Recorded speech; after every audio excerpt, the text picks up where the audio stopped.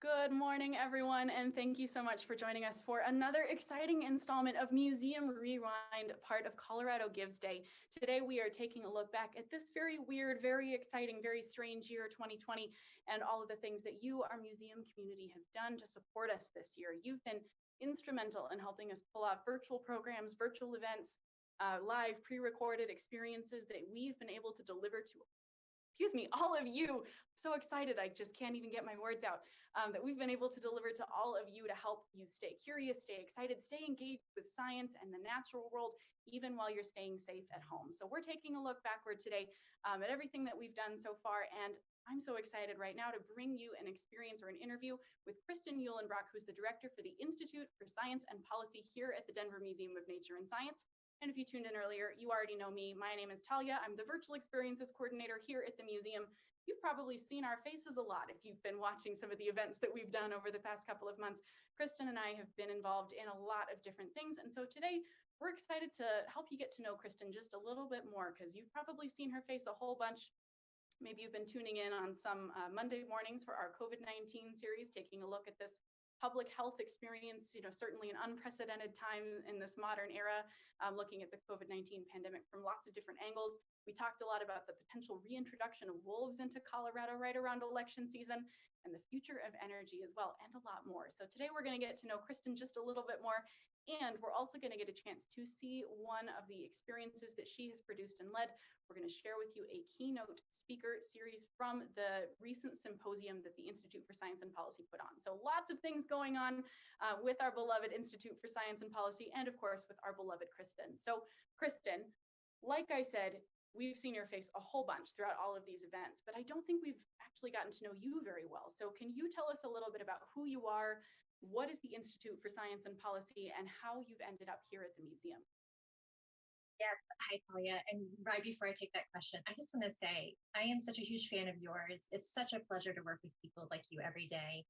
I have learned so much from you in the short time that I've been at the museum. And so I have officially nominated Talia as our official spokesperson for the museum. It's not really official, but I'm such a huge fan of all of you and the work. And I'm so grateful that I get to work with you so frequently, which has been beautiful. And a huge thank you to everyone who's tuned in today for this, or to any of our events that we've put on throughout the year, because what a year it's been. So I'm so grateful if you've tuned into something we've done, if you've already given to the museum, maybe you joined us for the symposium last week. It was a huge undertaking and donated there. So grateful. And of course, I encourage you to continue to give to your beloved museum today, which supports activities such as the Institute for Science and Policy, which is where I work. So Talia asked me, who am I? How did I end up here? A little bit about me. Definitely not always super comfortable being in the spotlight. So I'll just admit that up front.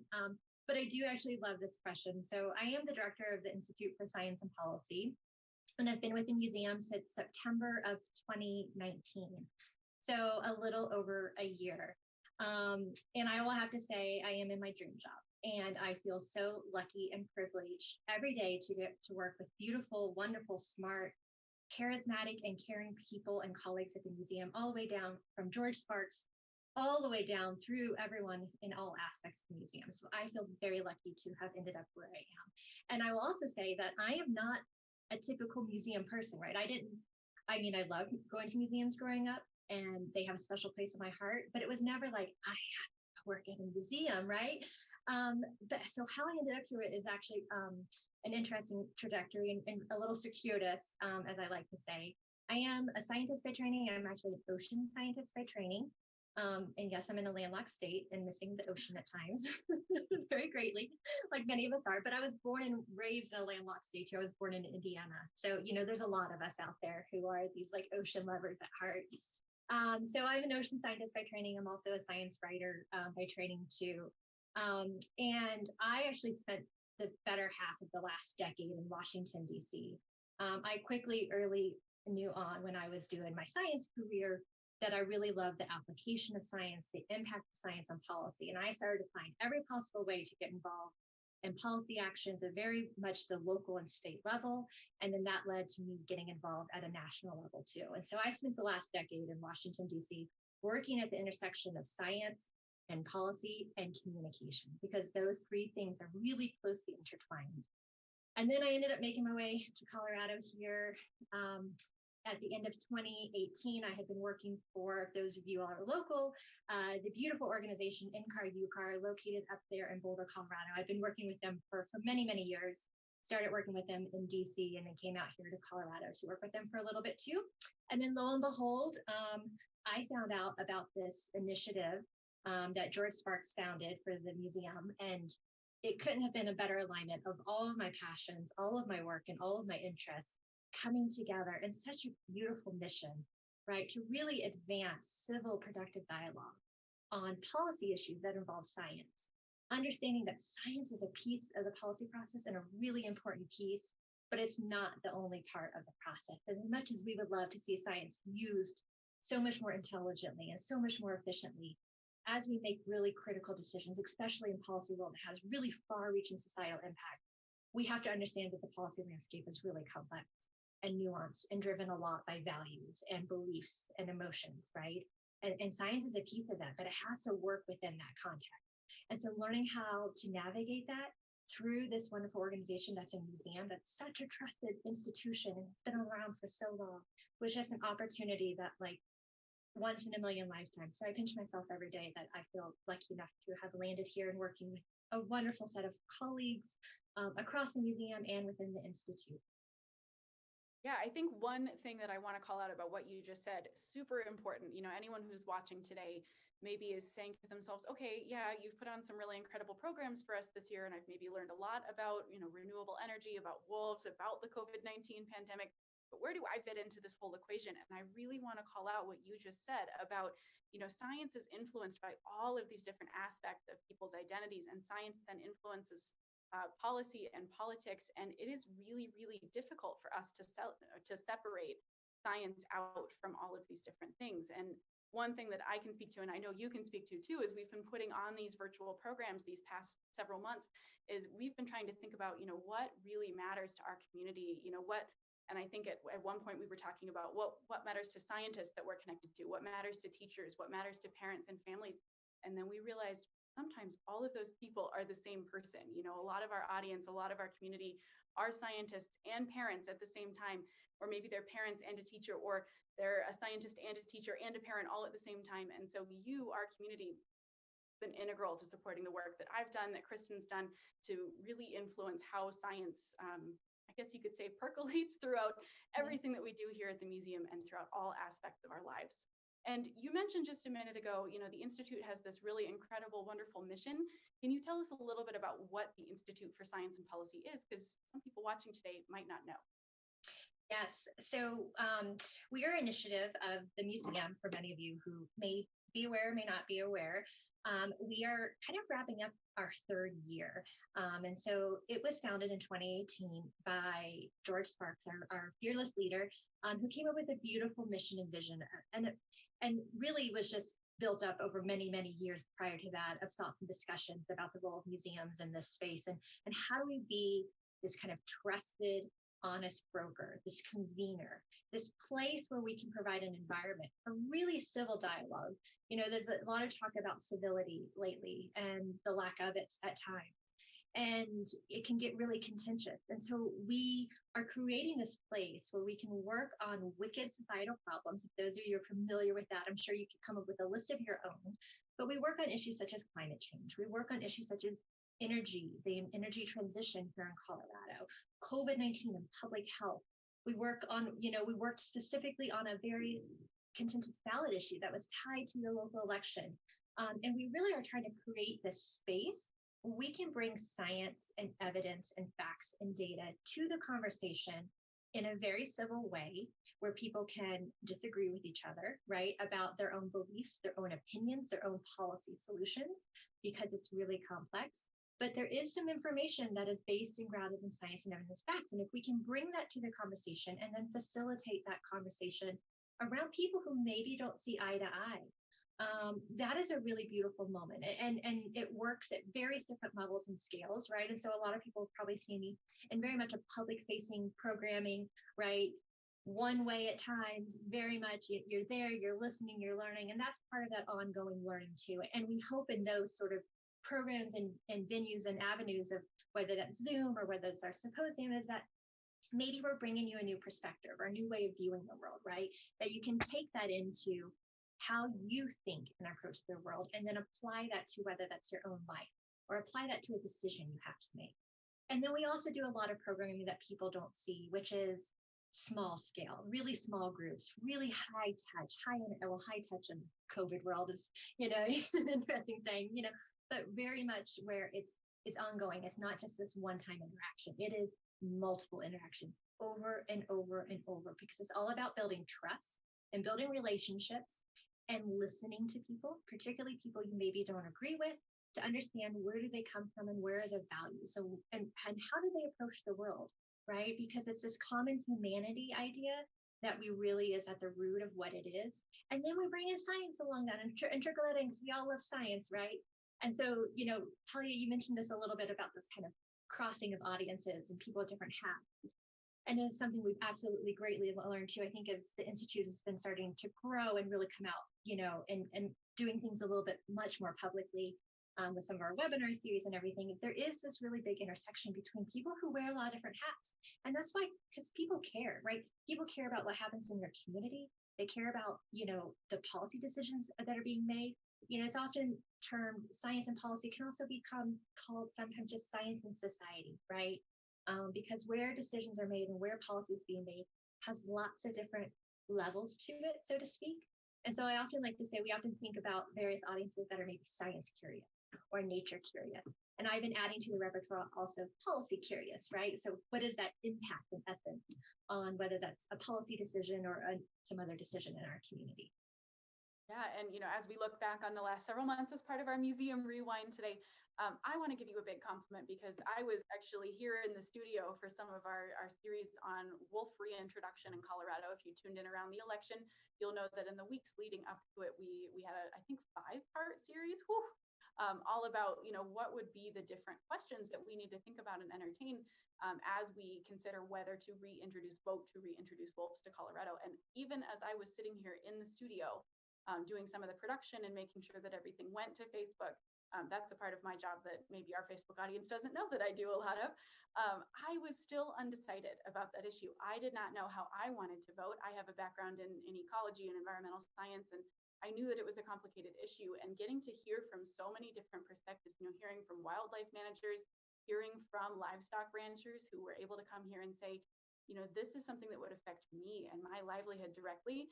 That was so important for me, not just as a scientist, but also as a voter. And so we hope, I know I speak for Kristan when I say this, that if you're watching today, if you're considering how to give on Colorado Gives Day today, if you found your thinking, your understanding, your voting preferences, your decisions influenced by anything that we have done here at the museum, especially by anything that the Institute for Science and Policy has done, we need to hear from you today. So coloradogives.org/DMNS, you can give us a donation today and let us know that you want this important work to continue. Okay, we are already running short on time. We only had a short window for this interview, and I have a few more questions that I want to ask you.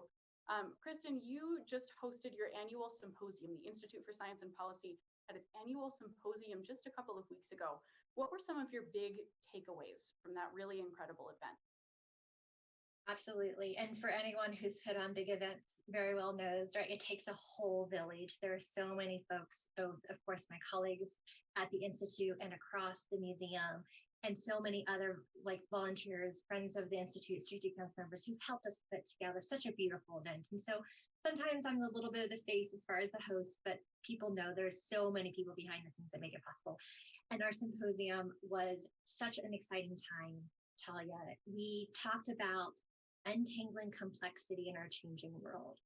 And it's such a beautiful theme. And we spent a lot of time thinking about that theme because pre-COVID, we were all in on doing a climate change thing, right? Local to global, right? That continuum of where is their action? Where is their solutions? Where does this matter to you? It is a global, collective, active action challenge, right? Climate change. But there's so much happening locally. And then COVID smacked us in the face, right?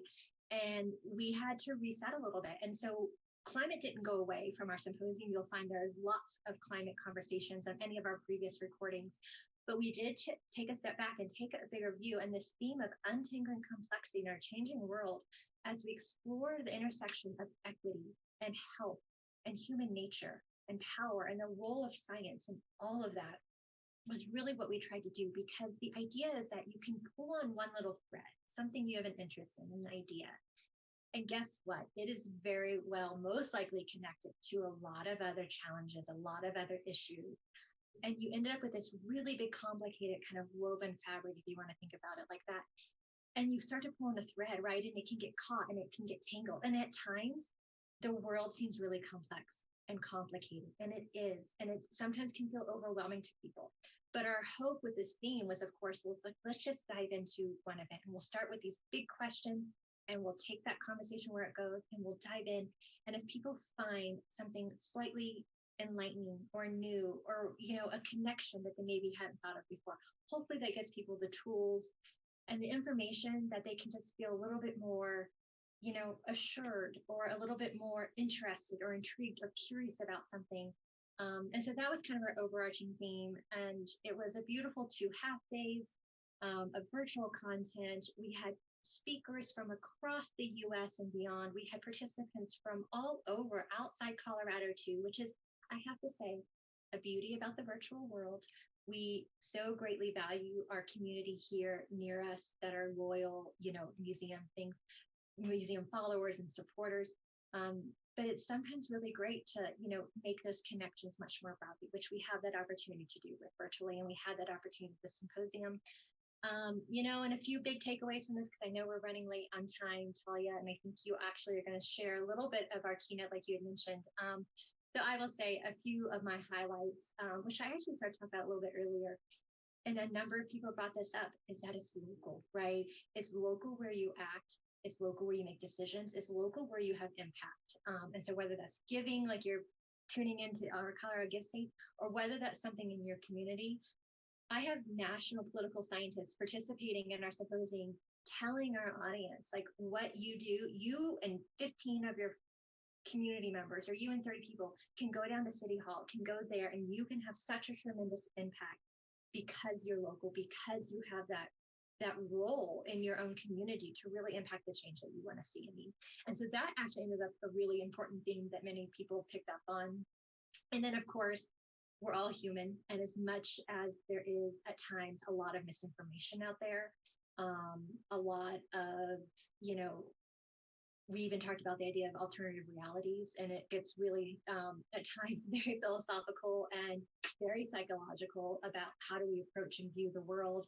And I think if you stay tuned in and watch Elke Weber's presentation, you're going to hear a little bit about her and her idea of both seeing is believing as we apply it to climate change, right? And how if you don't have a strong belief about something, but you see something happen, that can really impact that belief system, and right, and whether or not you quote unquote believe in climate change. And that's a whole nother conversation about using that word tied with climate change, because there's a lot of science in there. But the idea of seeing is believing, and how experiences can impact you and then impact and shape who you are, is a really important thing that we all need to reflect on. But the flip side of that she brought to the conversation is that believing is seeing. And that's going to take it to a whole nother level. And how do our beliefs that we currently have, our habits, our mindset, come in to how we see and approach the world, whether that's COVID-19 or whether that's climate change or any other complex issue, right? And being very cognizant of that, I think, is a really important takeaway, because as much as all of us love science and we just wish, we could build science up in every certain way, and we can all just have these really beautifully evidence-based decision-making processes. It's a much more complicated world than that, because we're human, and that's just who we are and how we've evolved. Anyways, with that, let me stop talking, Talia, and turn this back over to you. And I think if you want to wrap up, I would just say this was such a joy to spend some time with you. I always enjoy talking with you, so thank you. I feel the exact same way about you, Kristan. Every time you and I get to work together on something, get to have a conversation, both of us are science and education and policy and, science as society nerds. So I love getting to talk to you about the ways that our expertise systems can interact and intersect with each other, and how we can continue to engage our community in discussions about nature and science. And as Kristan mentioned, in just a moment, we are going to play a keynote speaker speech from one of the speakers from the Institute's recent symposium. So Elke Weber, we're going to get to hear that keynote address. And we'll start that in just a moment, but I do just want to say a few quick things before we get that started. That video, by the way, will play directly straight away. So we'll just go straight into that video. And if you are watching right now, hang on for just another moment because it is coming up in just a moment. But I do just want to highlight a couple things Kristan said again, belief and local impact. So today, again, is Colorado Gives Day. Today, your donations, we are aiming to raise $50,000 today. We have actually just surpassed $35,000, which is amazing. It's not even 11 a.m.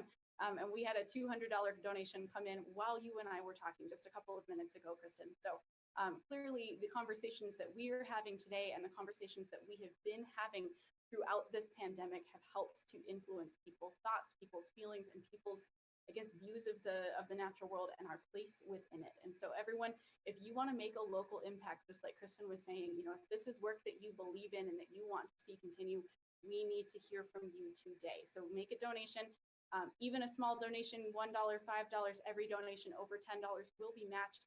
So even a small contribution today can have a big impact. coloradogives.org/DMNS. So we hope that you'll choose to contribute today and continue to support virtual programming like the ones put on by the Institute for Science and Policy. So thanks for being here, everybody. We are going to bring up Elke Weber's address in just a moment. And also, stay tuned.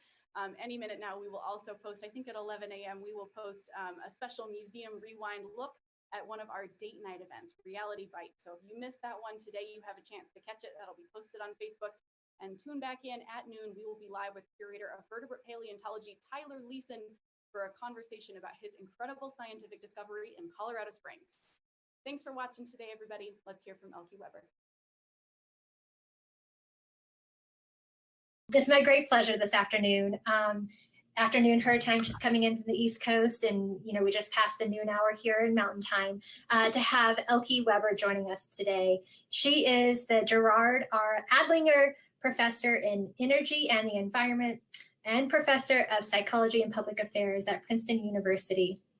And I really love what she wrote about herself and her philosophy. And I'm going to quote this from her, which she's probably going to find awkward, is that she believes that this psychological theory needs to interfere with social problems in a two-way dialogue, providing itself with constructive solutions in real-world settings and being enriched and constrained by those settings. So much of her work draws on this distinctions between Homo sapiens and Homo economicus, also known as the economic man for those of you who are familiar with economic theory and philosophy.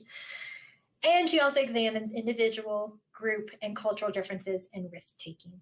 She started 3 centers and labs to investigate human decision-making and its complexity, combining both theory and tools from cognitive psychology, behavioral economics, and the neurosciences. So when we talk about untangling complexity in a changing world, I don't think we have a better person here to help provide us some of her beautiful insights into how we're going to do that. So she's going to speak a little bit today about the human responses to the dual challenges of COVID-19 and the climate crisis, which is going to be a great endpoint on today's conversation and set us up very well for Thursday. So with that, let me turn this over to Dr. Weber. Thank you for joining us. How are you today?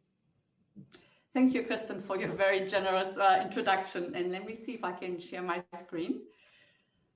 Here we go. Share.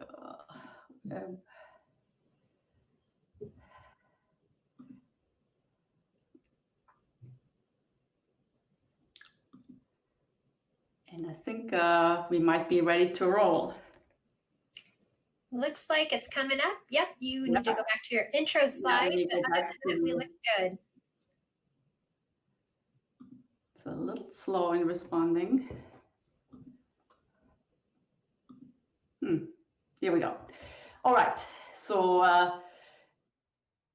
what I want to talk to you about is human behavior with respect to energy consumption and the sources of energy that we use and the effect on the environment. And of course, we know that that behavior has given rise to increases in CO2 emissions and climate change. And in fact, we've called our time period the Anthropocene, the time period where human behavior is changing the environment.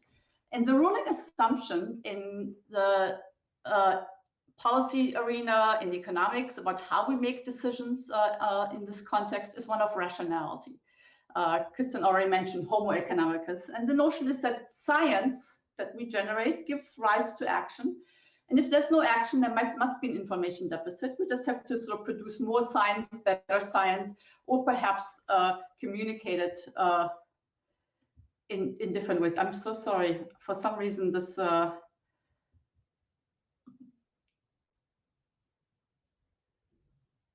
web interface is not working very well. Just one second. So, okay, so back to making decisions and science and rational decisions. And what I want to argue is that we're really dealing with the wrong species. It's not Homo economicus, not rational economic man and woman, but it's Homo sapiens, us, human beings, who make these decisions. And rationality, and as an outgrowth of rationality, of course, science is a huge evolutionary accomplishment.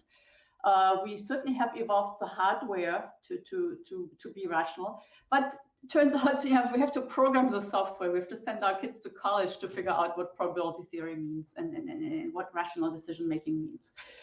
What comes hardwired is really that we do things on a trial and error basis. We're really creatures of not so much of rational deliberation, but of habit. We learn best from personal experience. When it hurts, we stay away. When it feels good, we approach. Far better than from statistics. Oftentimes, we also use our associations, the residue of trial and error learning, the emotions that we associate with things, good and bad emotions, and also rules that we've evolved as a culture on what works in certain contexts to guide our actions, not just rational deliberation. So I want to talk a little bit about climate change, but also, since it's very topical, say something about COVID-19. And it turns out that these social issues are both wicked problems in the sense that there are no easy solutions for them. They're hard to process, but they also share certain characteristics. In both cases, the risk of negative consequences is an abstract statistical event. It's oftentimes in the future. When you don't wear your mask or you make contact with somebody who has COVID, you don't find out right away that that was a bad decision. It takes a week or two. And similarly with climate change, so we're going to find out in 5 or 10 or 50 years' time that our current behavior is not the best one. In terms of solutions, they require sustained attention on many fronts. And there's no silver bullet, no single action will get us there, but sustained attention will win the day. So there's plenty of silver buckshot, but no simple solutions. On top of that, the costs of action are right now upfront. They're tangible, they're for sure. The benefits are uncertain. There's some probability we won't get COVID, even if we interact with a person who has it. They're disputed in the future, and those are all good reasons to discount the benefits, but to be very aware of the costs. And that, of course, is a recipe for the status quo, for not doing anything about these hazards.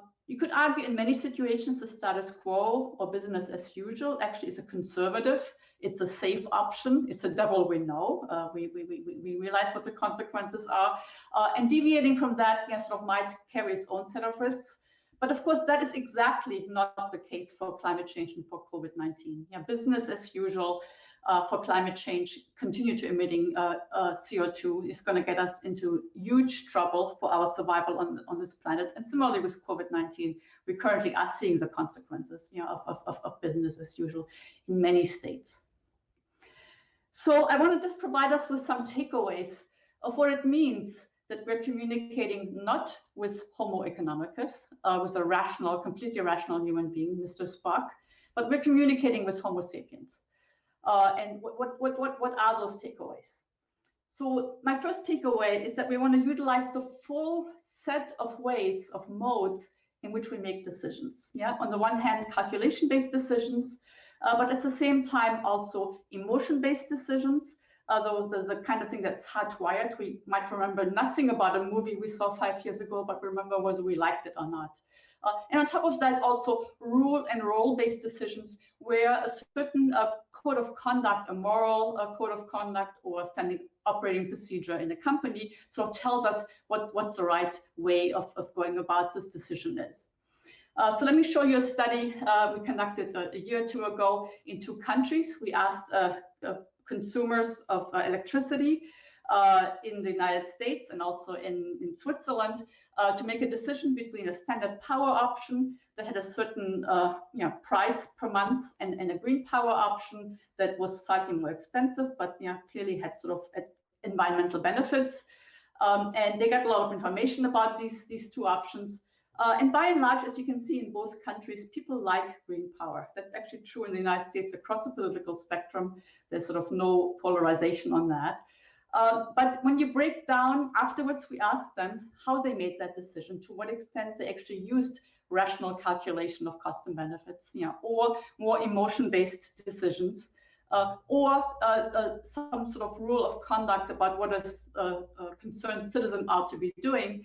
And we explained to them what these modes were, and people rated the extent to which they themselves had used that mode. You saw that those people who indicated that they were using rational deliberation a lot were much less likely to have chosen the green electricity, the green provider. But the people who made the decisions by emotions or by rules and social roles were more likely to make that decision. What are the implications of that? Well, we probably shouldn't be communicating information about different power options the way utilities currently do, with lots of statistics and costs and benefits, but we should providing them at the same time images that prompt a more emotion-based decision based on pride, or more rule-based decision based on being good citizens to promote that particular mode, which in turn then seems to suggest more forward-looking decisions. Here's the second takeaway.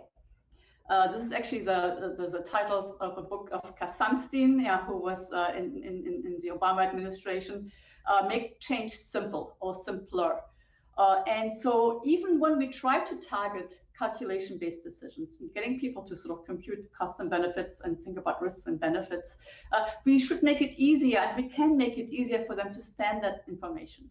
And in many situations, we actually can set wise defaults. We can sort of get them to choose that option or get the option that is in their own long-term interest, that is in the social interest, by making that the option that will apply unless they decide otherwise. They can opt out rather than opting into these choices. And a few years ago, I got together 13 behavioral scientists who work on how to motivate behavior and behavior change in the energy and in the environmental arena.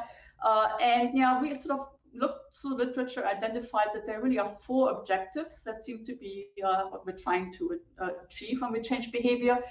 The first one is get people's attention, because energy and environmental decisions are not typically high on people's sort of agenda. We're more concerned about our marriage and about our kids than about electricity. So how to get their attention, then how to engage their desire to contribute to a social good, because oftentimes environmental decisions require contribution to that. It's not necessarily just best for you. And then also how to facilitate accurate assessment of risks and benefits and make complex information more accessible. Let me just go back for a second here. And we can do this with a variety of tools. And so I already mentioned the proper default in there, but there are other ways in which we can sort of present information in simpler ways. So the third takeaway is to attract, getting the scarce attention, how to attract attention. And there, I think the important takeaway is positive messaging works so much better than fear or guilt.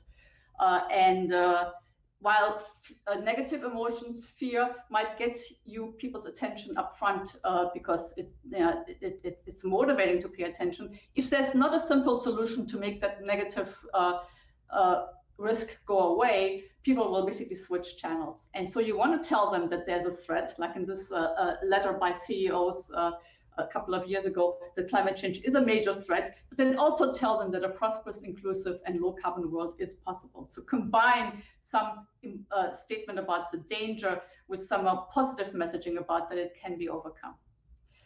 Labels matter and metrics matter. Calling something a carbon tax is probably the kiss of death, and a carbon dividend works much better. Using a word like a carbon user fee also has connotations of polluter pays and fairness.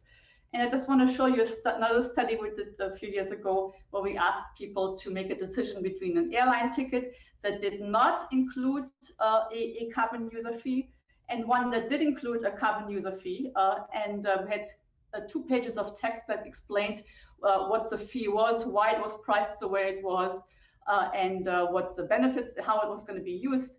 And the only difference between 2 groups of people, one half and the other half, was we called the user fee a carbon tax, and the other one it was called an offset. People made their decision. We asked them what went through their mind as they made this decision. Before they made the decision, then they typed that in. They made their decision, and then we asked them what demographics. And as you can see, when the user fee was called a carbon offset, those green bars, it didn't matter who people were across the spectrum, Democrats, Independents, Republicans. Something like 62% actually picked the inclusive ticket. They bought the carbon user fee. But when the user fee was called a carbon tax, it didn't matter to the Democrats. But for the Republicans, the uptake went down to 27%. So it made a huge difference. So it turns out that what people typed in, sort of the arguments that went through their mind, actually explained why there was this difference in choice. And the explanation relates to something called query theory, which I introduced with my colleague Eric Johnson a few years ago. And query theory is very much a theory about how we deal with bounded rationality. This is a term that Herb Simon got the Nobel Prize in economics for a few years back. And it sort of relates to the fact that we don't have infinite processing capacity. We have finite attention, finite processing capacity. And the way to see that is in the image on the right. You can either sort of see the white candlestick. You can see the 2 children looking at each other. You can switch back and forth between these 2 reversible images, but you can't really see them both at the same time. And query theory holds and actually shows that the same holds when we make decisions. That when you sort of think about, okay, should I buy the inclusive ticket or should I get the cheaper ticket without that user fee? It matters that you ask yourself these questions sequentially. What argues for option A? What argues for option B? And sort of whatever option generates a larger sort of set of arguments for it, that's the one you go with.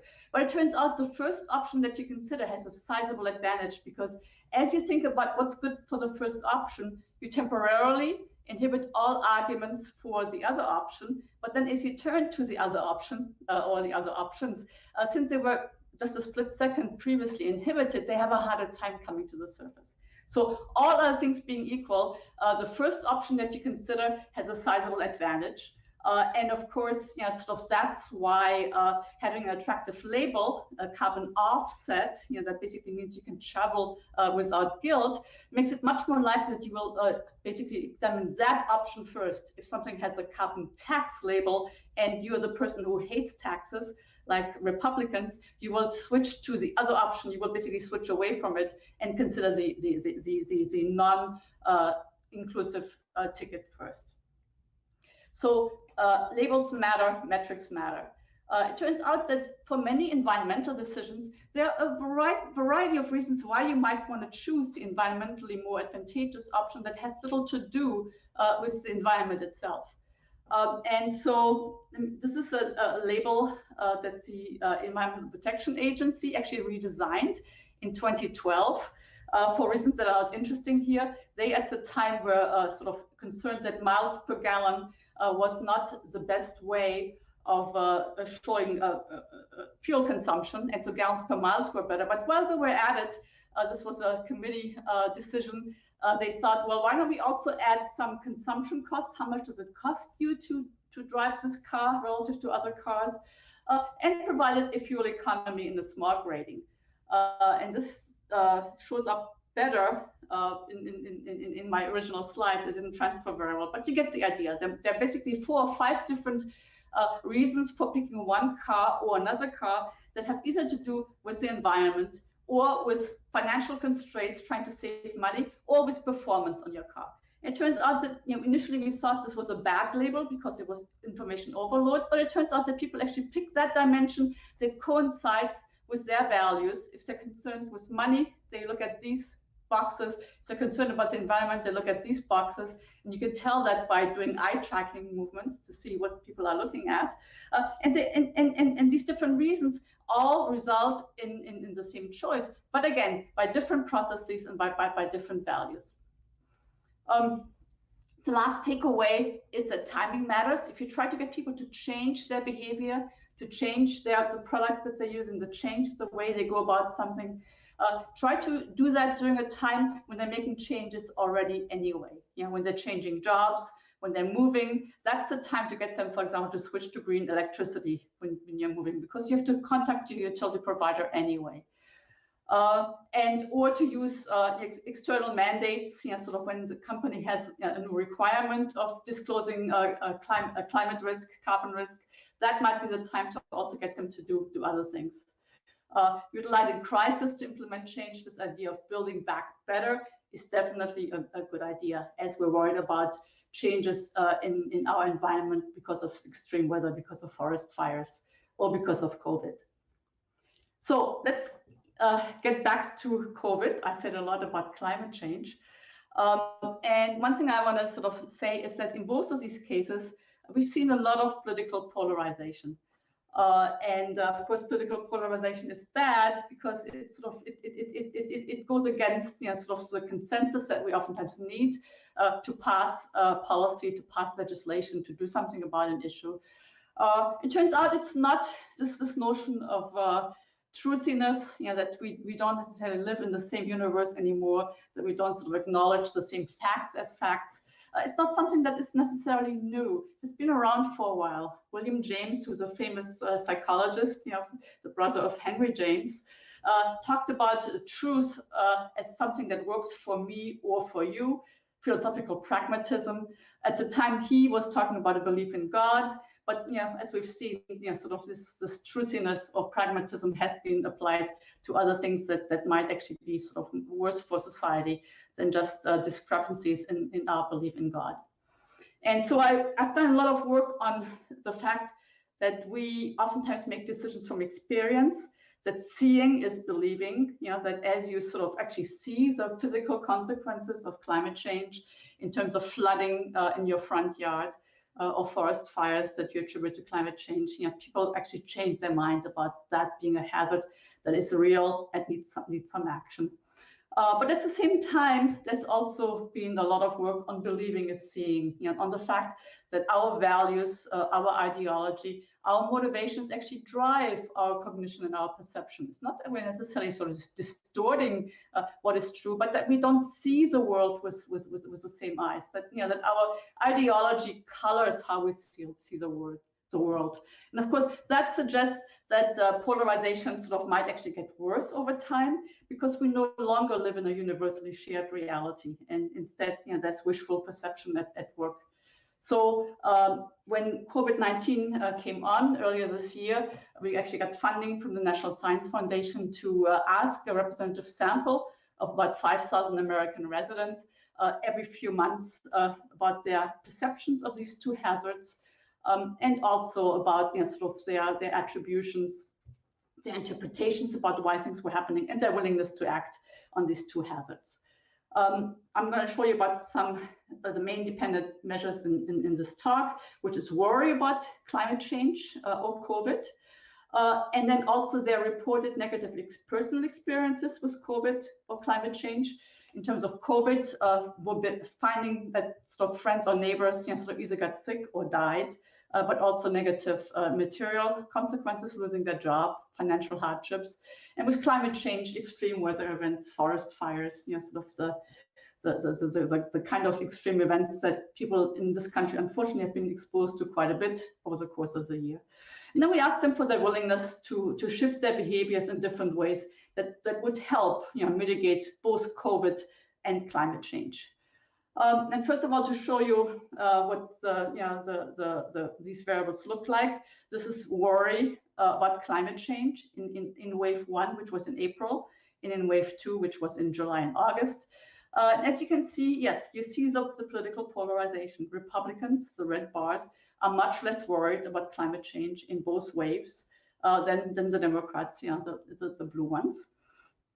And in fact, sort of a little bit more in the second wave than in the first wave, because all groups have experienced more extreme events that could be associated with climate change.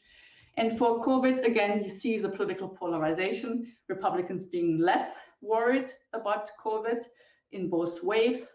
And in fact, you can sort of see it with your eyes a little bit. People are somewhat less worried about COVID in the second wave than in the first wave. We've gotten used to this new danger, and familiarity oftentimes breeds, sort of a reduction in fear. So here are some predictive variables that we measured for people's concern about climate change. One of them is political ideology as a continuous variable. We also asked them how important, or whether religion was important in their lives, yes or no. And then we asked them for a variety of explanations for either issue, for climate change or for COVID, either science-based explanations or conspiracy-based explanations, or in all cases, people could indicate that they didn't know what caused it. And as you can see here, this is a bubble graph where the circle shows you the size of the correlation, and blue correlations are positive, red correlations are negative. And you sort of see that political ideology, being liberal, made it more likely that people gave a science-based explanation for both climate change or for COVID. And less likely that they indicated that religion was an important part of their life. But also being liberal made it less likely that people gave a conspiracy-based explanation for this phenomenon. So let's see what these variables predict for us. What do we see in terms of seeing as believing? So what I'm plotting here is concern about either COVID in blue or climate change in red. And on the x-axis, on the left-hand side, we have people who have reported fewer negative experiences with either COVID or with climate change. And on the right-hand side, people who have reported more personal negative consequences, with either hazard. And as you can see, for both hazards, there's a strong positive correlation. The more personal experience you have had in the last little while, the more likely are you, the more worried are you about this issue. Yes. So yes, seeing indeed is believing when it comes to worry. And you see the same pattern, low negative experience, high negative experience, for people's willingness to permanently shift some behaviors that could actually make a difference for these hazards. And again, an equally steep rise, sort of for both climate change and for COVID.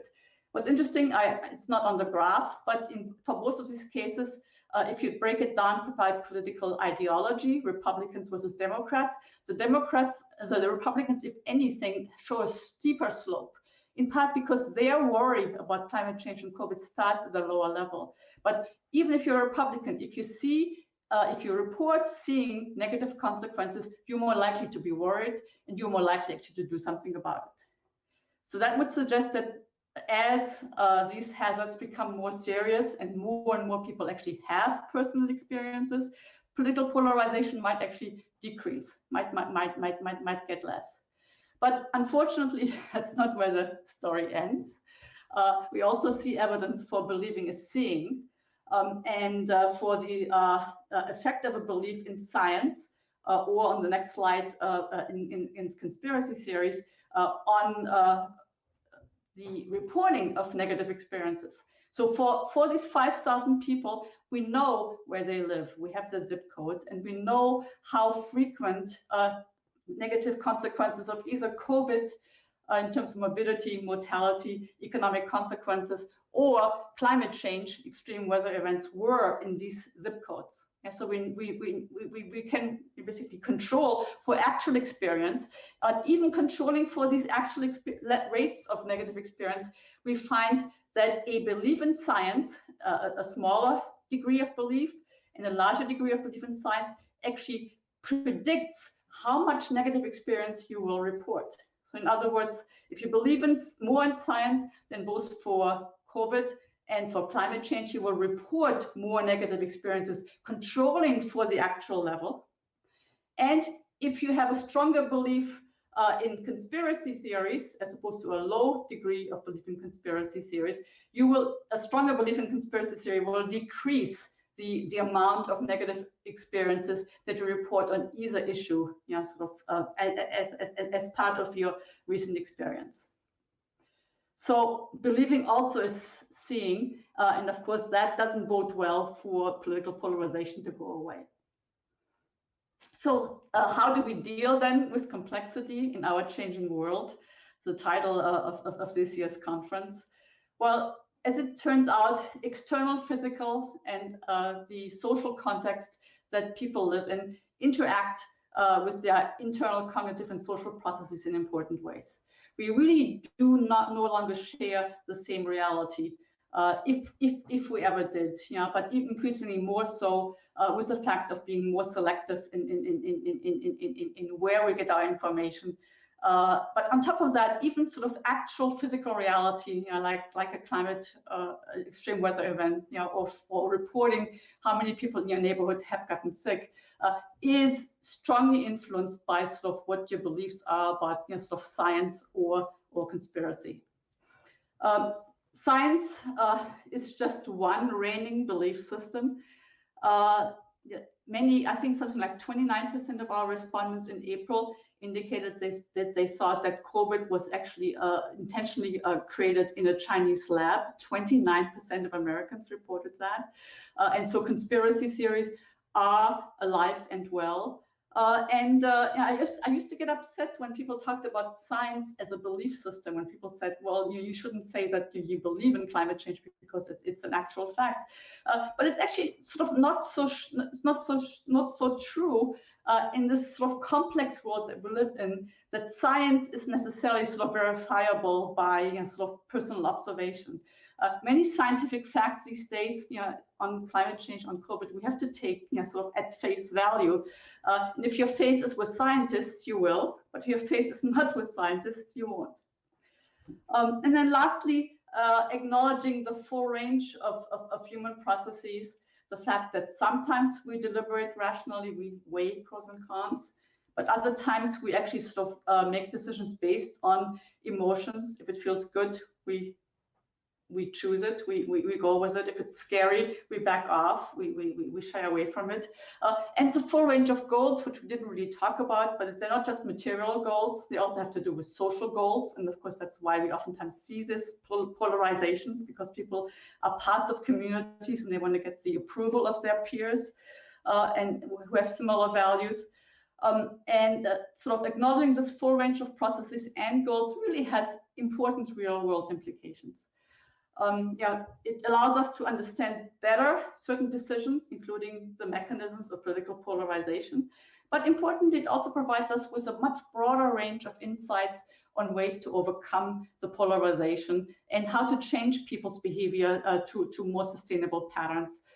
Because we can activate sort of different modes of decision making that are much more likely to lead to foresightful decisions than just rational deliberations, where oftentimes sort of prisoners' dilemmas and game theory tell us that defection, not cooperating with the public good, is the way to go. So let me finish by thanking you for your scarce attention and acknowledging sort of my many colleagues who contributed to this work, and also the National Science Foundation for their financial support. Thank you so much. Thank you, Elke. That was a really great presentation, and I think really hit on a lot of other questions that we were talking about earlier in the day. So if I can just take a few more minutes of your time and ask you a few questions here before we wrap up the day and bring our president and CEO back onto the stage with us. But I'm curious if your research or any of your work has looked a little bit at the information fatigue and how that impacts people's capacity to care, and or the similar phenomena of the fact that, well, if people think that they do their part, but others won't, so it doesn't even matter that much. I'm wondering if you could speak to a little bit of that about people's engagement and that the feeling of the capacity to care. Yeah, those are great questions. And sort of one of the reasons why we actually sort of looked at COVID and climate change in our panel together was to test this hypothesis that I had about a finite pool of worry. There's this notion that so you can only worry about so much at a time. And so therefore, sort of as a new hazard comes up like COVID, people might actually lose interest in climate change and might be sort of less willing to endorse sort of political proposals or sort of to change their own behavior sort of in ways that might mitigate climate change. And that fortunately did turn out not to be the case. There certainly is a finite case of action and active attention to one issue. So if you look, for example, at tweeting patterns, people have tweeted less about climate change since COVID came on board. There's only so much you can do. But when it comes to concern, if anything, increased concern about COVID has increased concern about climate change. There's almost like, since that you have a higher arousal level about sort of things in the world anyway, you are more concerned about other issues in the world as well. So one doesn't take away from the other.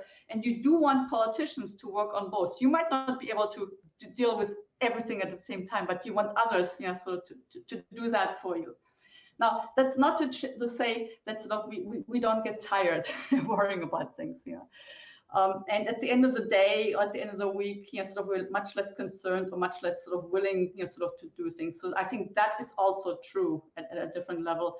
And I think one of the things that makes people sort of stop caring about certain things is this feeling that there's nothing you can do about it. That you don't have agency.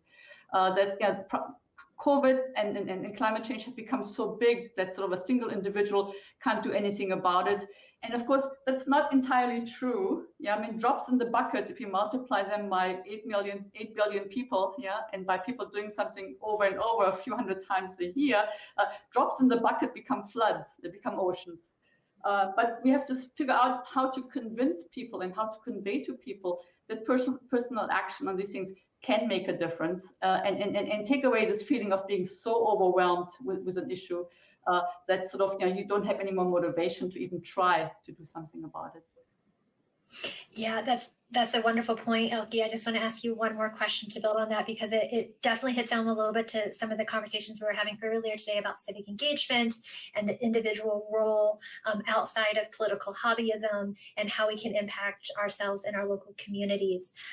So, when we think about, maybe take this to yourself personally or some of the research that you've seen, when people are feeling overwhelmed, right? Like, what is something that you would leave people with? Like, you just mentioned, we were talking about the drop in the bucket and the flood. When people feel overwhelmed about all the complexity going on in the world, what's something you would like to leave them with to give them hope or inspiration? Well, one thing I didn't say so much, but I very much believe in that we're social animals and we take comfort from being part of groups, of families, of community groups. And I think one thing that can make things less overwhelming is to realize that other people either feel the same way, but also that sort of a group sometimes can do things that an individual might not feel they can do themselves. So I think this appeal for local action, and for community engagement and doing things, sort of at your village level, or doing things within sort of with your colleagues, sort of in your school, or with the people in your company. I think that can be a source of great sort of strength and also greater agency, because sort of you realize that sort of when you combine forces, when you combine ideas, good things can happen. And your government might not always know what the right solutions are, but at a more political level, we've had these citizens' assemblies, sort of that started in Ireland actually to sort of debate abortion, but now have been used in the UK. And in Korea and in other countries, in Germany as well, to get citizens, to think about both adaptation responses, what to do about nuisance flooding in their communities, but also to plan, sort of how to do something about climate change without bankrupting, people at lower income levels. And I think sort of, again, keeping things local, and connecting to your community and talking to other people about something, I think is a very good recipe against this despair. That's wonderful. I agree with that. I appreciate your time. I appreciate your perspective. That was a wonderful presentation. A lot of good ideas there that I have not heard before. So I always love learning something new, in particular query theory. So hopefully lots of good takeaways for our audience members as well. I'm very grateful for you joining us. Thank you very much, Elke. We look forward to keeping in touch with you, and hopefully you have a great rest of your day. And if you get a chance to join us on Thursday, we're going to be talking all climate on Thursday too. So feel free to pop back in as a participant and join us back on Thursday. But thank you very much for your presentation today. Thank you so much, Kristan. It was my pleasure to be with you. Bye-bye. It was a great pleasure. Thank you. It's my great pleasure this afternoon.